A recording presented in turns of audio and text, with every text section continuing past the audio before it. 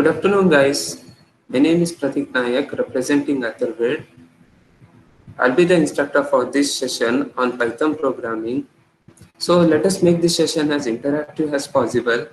So without further time delay, let us begin with our session.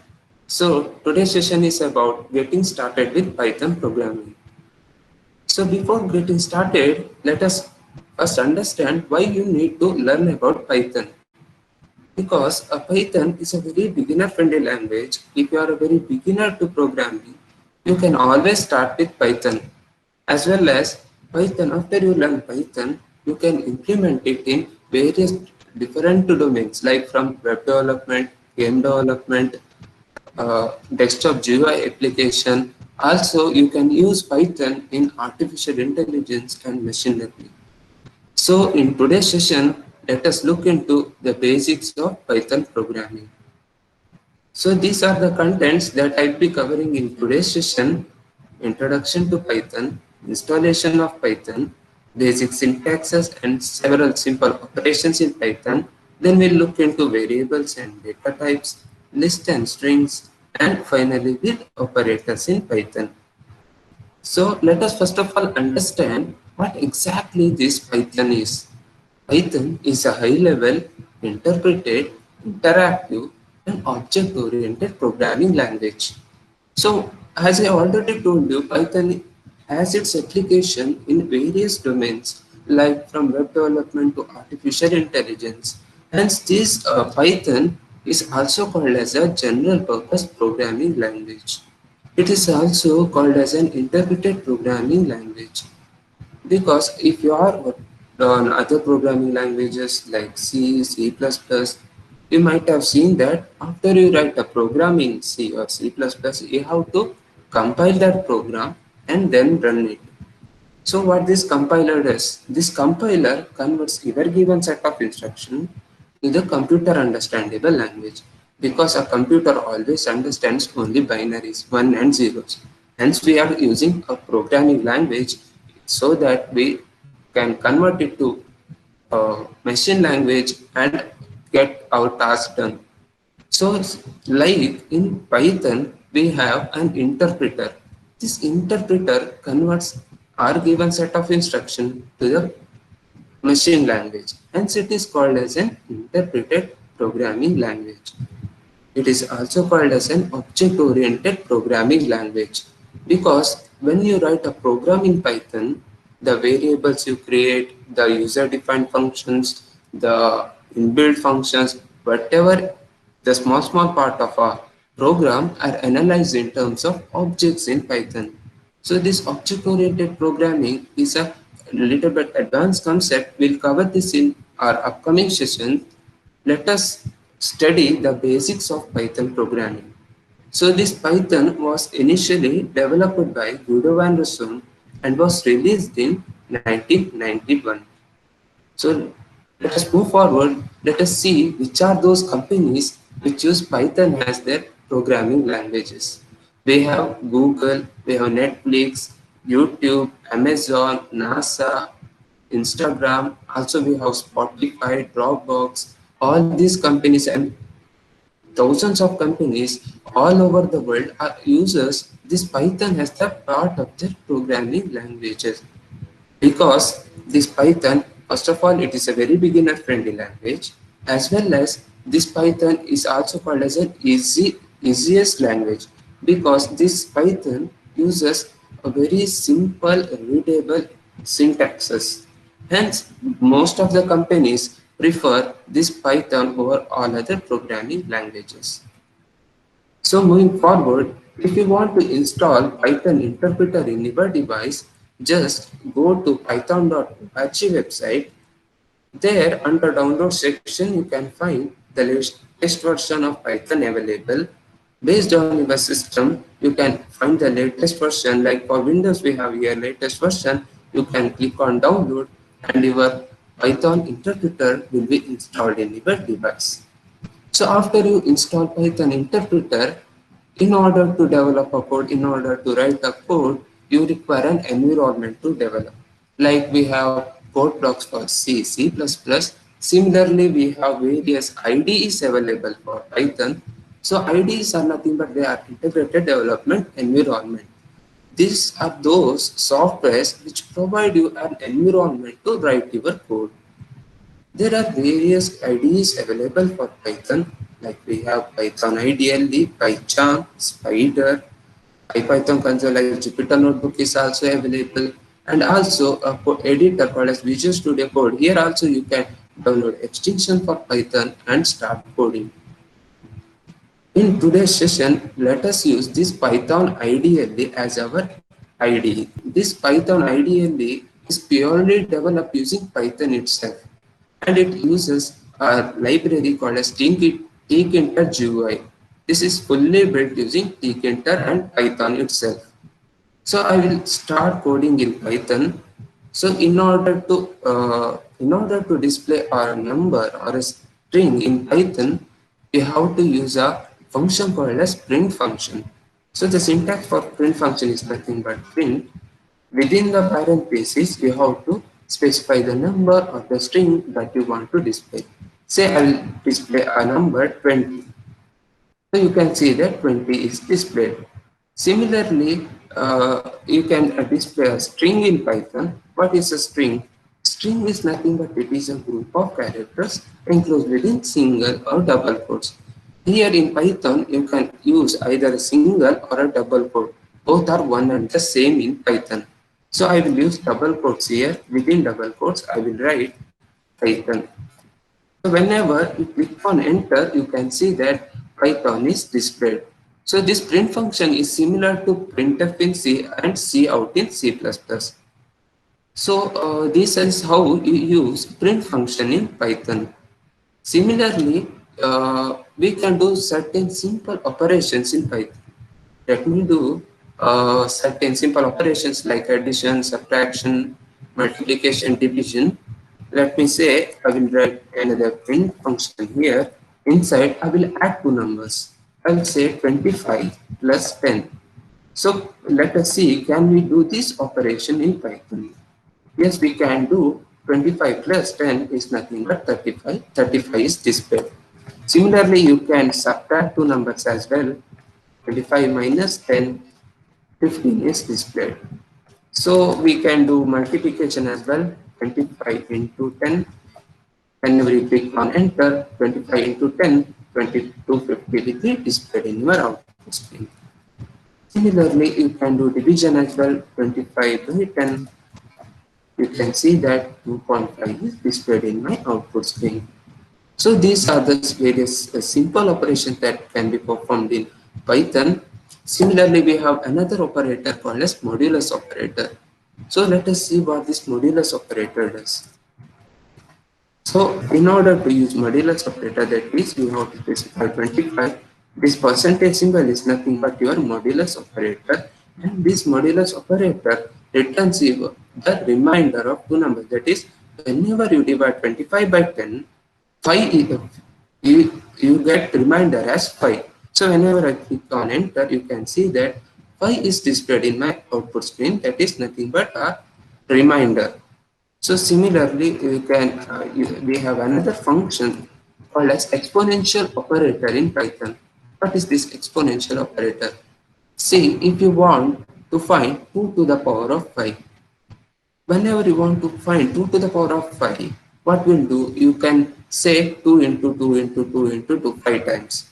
Instead of doing that, you can use a exponential operator in Python. So the exponential operator in Python can be used like this. This defines 2 to the power of 5. Whenever you click on enter, you can see that 32 is displayed because 2 to the power 5, that is 2 into 2 into 2 into 2 into 2, that is nothing but 32. This is how we use a simple print function in Python. What are these variables?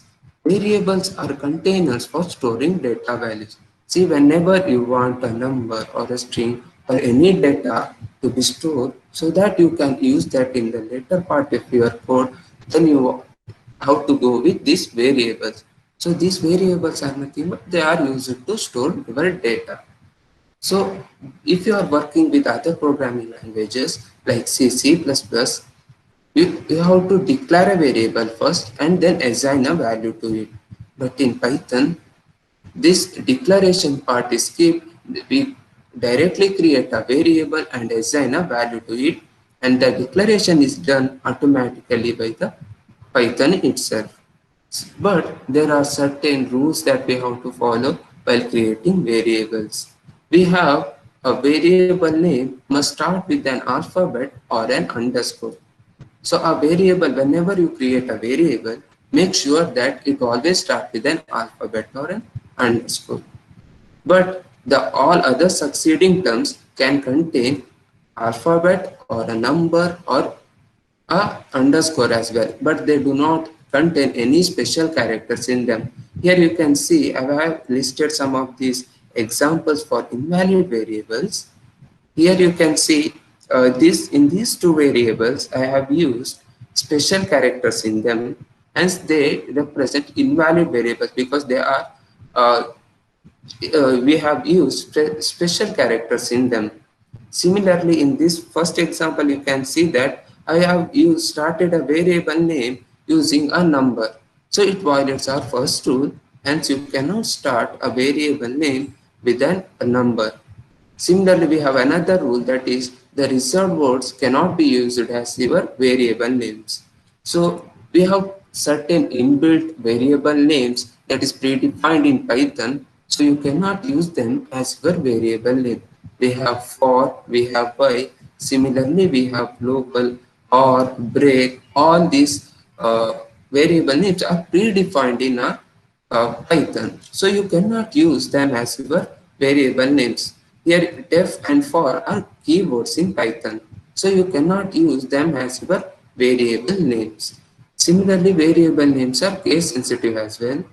If you create a variable, say name, these both variable name represent same string, that is, say they represent the name of a person. Though they represent name, these two variables are treated as separate variables in Python. Consider variable, let me create a variable, say x, and store a value 34 in it. What this represent, this equal to is nothing but assignment operator in Python. So whenever you want to assign a value to a variable, just create a variable and assign a value to it. So whenever you click on enter, you can see that it does not show me any error. Whenever I say print of x, you can see that value that is stored in x will be displayed. So this is how you use variable. So let me say name now. Name is a valid variable name, and whenever I store a, let me store a string. Now I will use single quotes. You can use double quotes as well. I'll say after whenever I click on enter, it does not show me error. So whenever I say print of name, that is name, the string stored in that particular variable will be displayed. What if we want to assign a value to a variable by giving user input? That is, you want to give input via keyboard, like we have scanf for C and cin for C++. Similarly, we have a input function for Python. The uh, syntax for this input function is nothing but you create a variable, and you have to use now input function, and inside this write enter a value. So whenever you say, I have missed here, yeah. So whenever you click on enter, you can see that it expects me to enter a value. It asks me to enter a value. So I will enter a value 23 for it, and whenever you click on enter, whenever you enter a number, this particular number will be stored in this variable. So whenever you say print of where, you can see that 23 is displayed. So whenever you enter a value here, it will be stored in that particular variable, that is where. Whenever you call that variable, the value stored in that particular variable will be displayed here. So this is how you work with variables, create and assign values to the variables. Let us move forward. Let us say we deal with now data types. So what are these data types? Say when you working on a project or working on a software, it becomes very important that you know the type of the data that you are dealing with. So here, data types defines what type of data you are dealing with. Like you may deal with numbers or a string or a list, something like that. You have to know the type of data, because if you do not know the type of the data you are dealing with, then you will come across lot of bugs, and you cannot resolve them because you do not know about data types. So this data types is a very important concept in Python. So data types can be classified into numeric data type. In numeric data type, we have integers, float, and complex number. And another data types available is set, dictionary, boolean, and we have sequence types. In sequence type, we have list, string, and tuple. So in this session, let us discuss about the basic data types that are available in Python. The basic data types that are available in Python are nothing but integer, float, complex number, list, and string. Let's move forward to this numeric data type. These numeric data types are nothing but they are represented by numbers. So a number can be classified into three categories: integers, float, and complex number.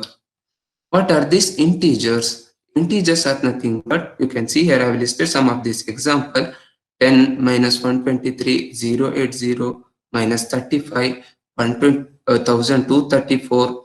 So these all represent integers. That is, they are nothing but they can be positive or negative whole numbers.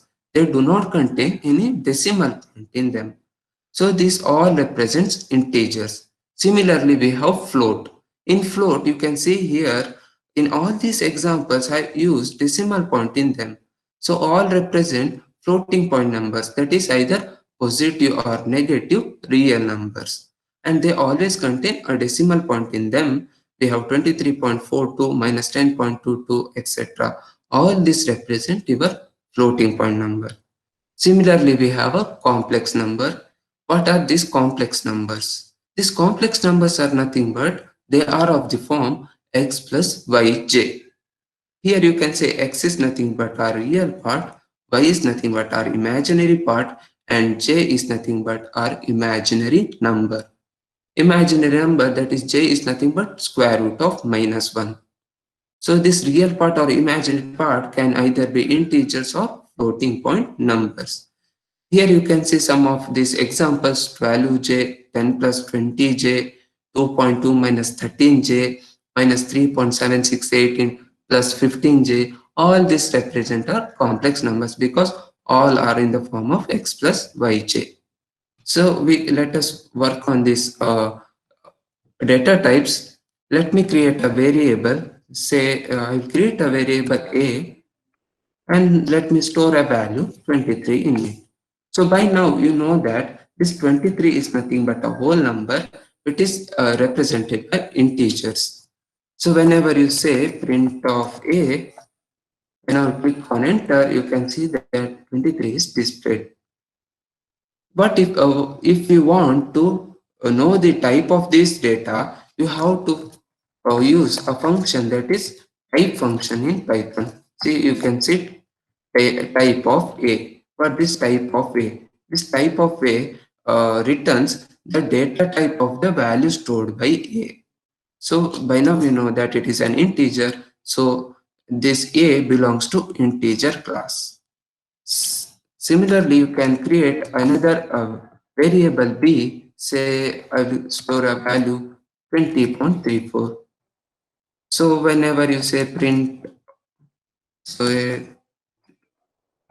print of type of A, type of now B, you can see that it belongs to floating point numbers, that is, it belongs to class float.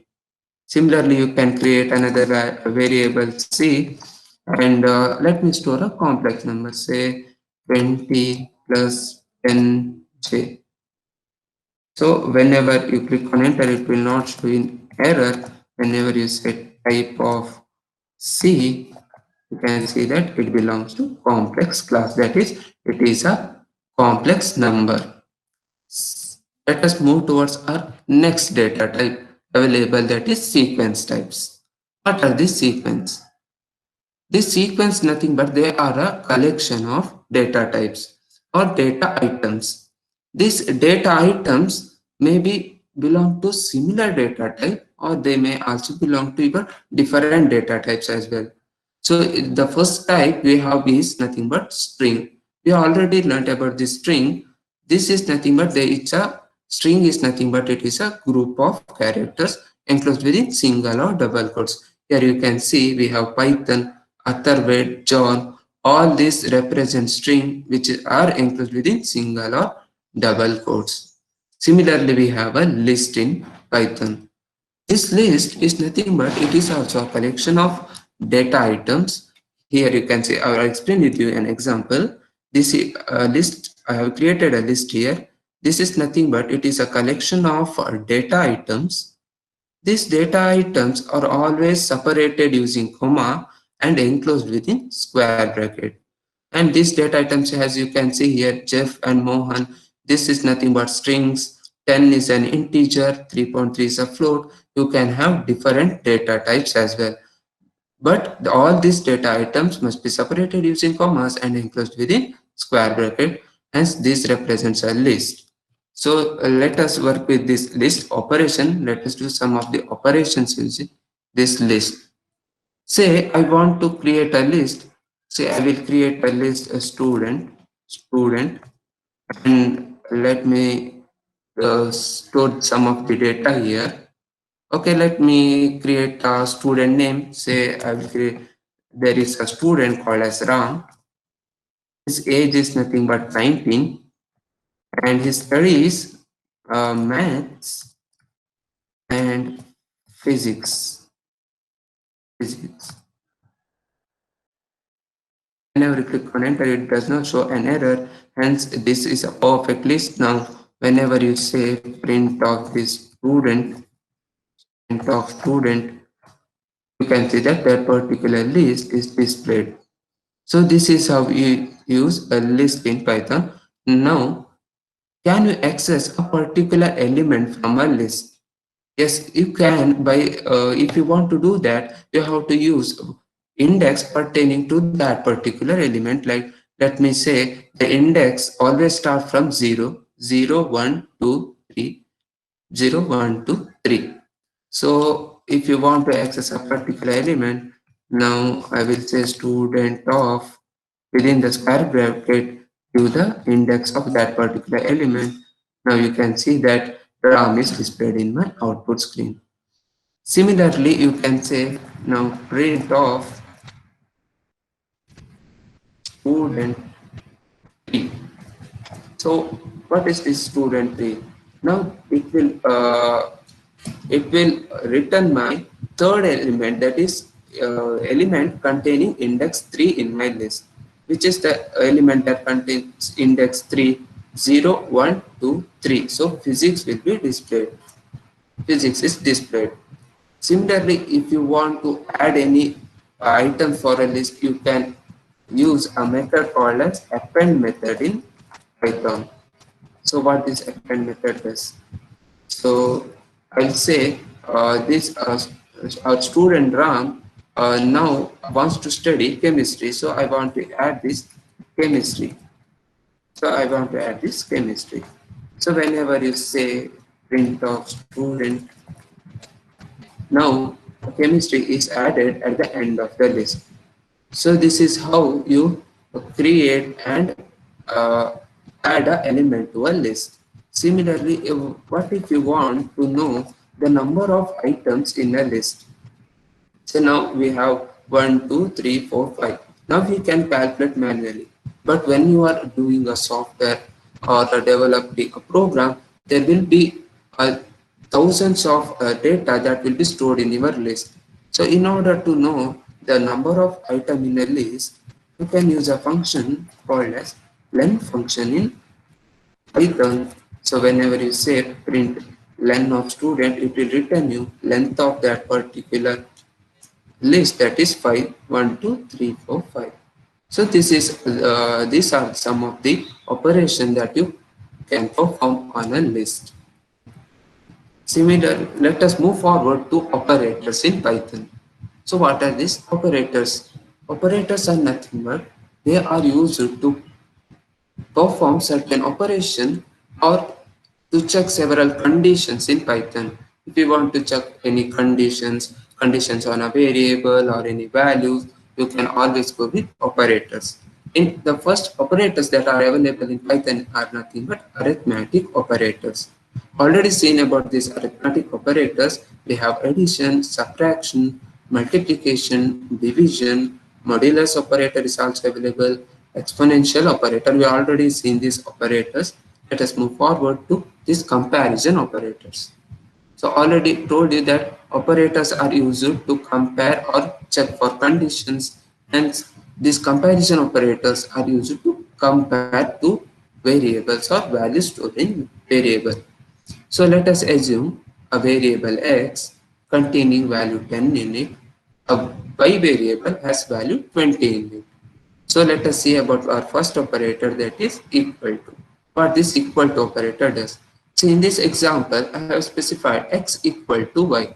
So what is this? It checks whether your value stored in x is equal to value stored in y. That is 10 equal to 20. Which is false, hence will return false. This comparison operators, always return either true or false based on the conditions. Here we have not equal to operator. This not equal to operator checks whether 10 is not equal to 20, which is true, hence it will return true. Similarly, we have greater than operator here. It checks whether 10 is greater than 20, hence which is false, hence we return false. 10 is less than 20 here. As we know now, 10 is less than 20, hence it will return true.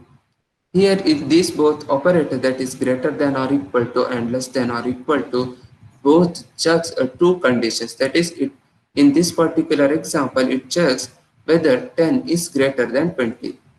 It is false. And it also checks whether 10 is equal to 20.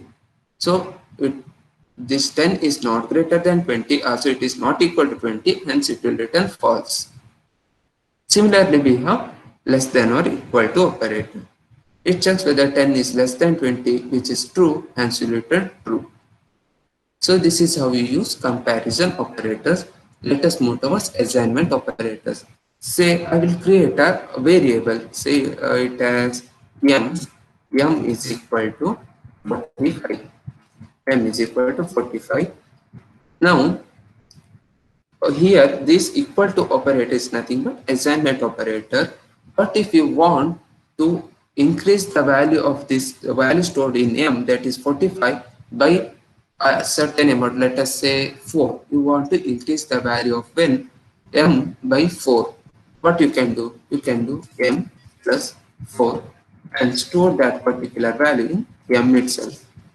So M is equal to M plus 4. Whenever you now say print of M, you can see that 49 is displayed. Now M is nothing but it is incremented by value 4. Instead of doing this M is equal to M plus 4, we have a shorthand operator available for Python. We have M plus equal to 4 now. M plus equal to 4. Whenever you print this variable now, you can see that it will be 53. Initially M was 45. You have added 4 to it and stored it in M. It will be 49. And you have once again incremented using your increment operator, that is plus equal to, and once again it will be incremented by 4. Now it will be 53. Similarly, you can use minus equal to operator, minus equal to 2. Whenever you print this particular variable, you can see that it decreases the value by 2. Similarly, you can use multiplication as well. Say m into, so 51 into 3 now, and whenever you print this, you can see that 153 is displayed. 51 into 3, 153. Similarly, you can use division, say divide by 4. Whenever you say now print of m, we can say 38.25. This, what this operator does is it divides 153, this value stored in M153 by 4 and returns that value to, that is stores that value in M itself. So this is how you use comparison. Let me say use one comparison operator and execute this one. Let me say 2 equal to 3. So whenever you can see that 2 is not equal to 3, hence it will return false. Once again, let me consider two numbers, say 34 greater than 20. So now it will return true here because 34 is greater than 20. So this is how you use comparison and assignment operators in Python. Similarly, we have logical operators available. What are these logical operators? These logical operators are used to merge two conditions or combine two or more conditions. Let me consider a variable x, that is, let me consider x as a separate condition holding true in it, y is a condition holding false in it. Let me consider this first operator, that is logical operator, AND operator. So what this AND operator does? This AND operator will return you true only if both the operands are having true in them. So you can see here in truth table, always in Python, true is represented by 1 and false is represented by zeros. So in this particular condition, you can see that x has a false in it, y has a false in it, x and y will be false here. Similarly, we have x has false, y has true, then also x and y is false. Whenever x is false, y is false, x is true, y is false, x and y is also false. Whenever you see here, when x is true, y is also true, then only this AND operator will return you true. Hence, this AND operator will return you true only if both the conditions are true. Here you can see that x has a value true in it, y has a value false in it. True and false is nothing but your false value. Similarly, we have OR operator. This let us see is in truth table. When x is false, y is false, x or y is false. Whenever x is true or x is false, y is true, you can see that x or y is true here. Similarly, when x is true, y is false, x or y is true. Once again, it will be true. Whenever x is true, y is also true, then x or y is true. So this OR operator, you can see here, this OR operator will return you true if either any one of this condition is true. So whenever you have x as true, y as false, true or false is nothing but your true value. Next, coming to NOT operator. This NOT operator just reverses your logical state. Here you can see that whenever x is false, NOT of x is nothing but your 1. Whenever x is 1, NOT of x is nothing but your false value. So this is how you use logical operator. This NOT operator is just reverses your logical state. Say I will combine now two conditions here. Let me say 20 greater than 30 and 24 less, let it be less than 15. Here you can see that 20 is greater than 30, which is a false value. 24 is less than 15, which is also false. So the AND operator will return you false.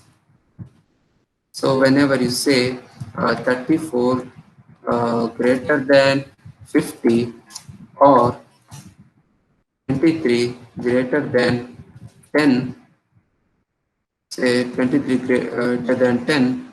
So here you can see 34 is greater than 50, 34 is not greater than 50, which is false here.